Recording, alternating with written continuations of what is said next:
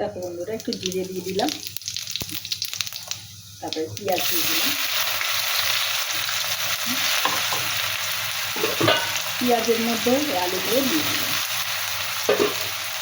এগুলো ভালো করে লবণ দিলাম,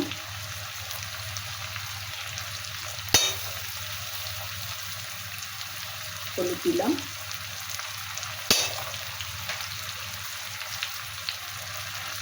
একটু রসুন দিলাম আর আদা দিলাম। এটা ভিজিয়ে রেখেছিলাম, গুঁড়োটা ভিজিয়ে রেখেছিলাম। আর একটু লঙ্কা, জিরে আর ধনে গুঁড়ো দিয়ে দিলাম।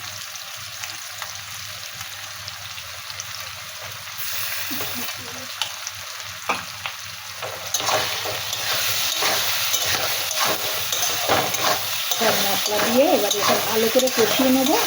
এর মধ্যে ফুলকপিটাও দিয়ে দিলাম, ভালো করে কষিয়ে নেবো সব।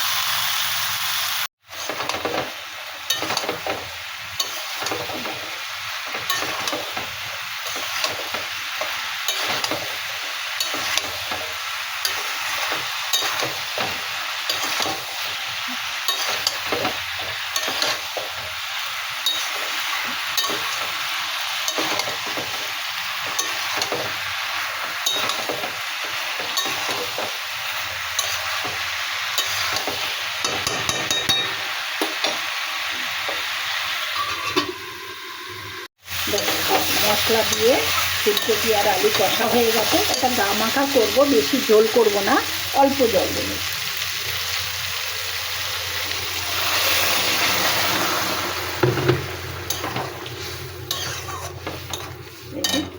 এর মধ্যে মাছটাও দেবো, একটু মাছটা ভুনি।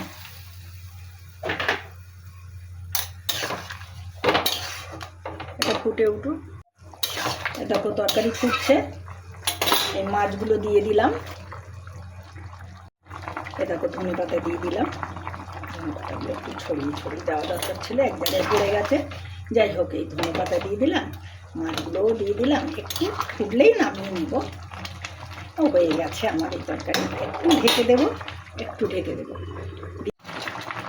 দেখো বন্ধুরা, আমার এই রেসিপি কমপ্লিট হয়ে গেছে। ফুলকপি দিয়ে পোনা মাছের ঝোল কমপ্লিট হয়ে গেছে। আমি এবার গ্যাস অফ করে দিলাম। দেখো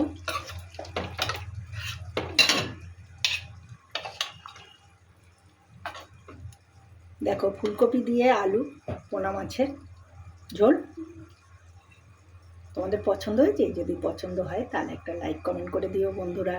টাটা, তোমরা সবাই ভালো থেকো, সুস্থ থেকো।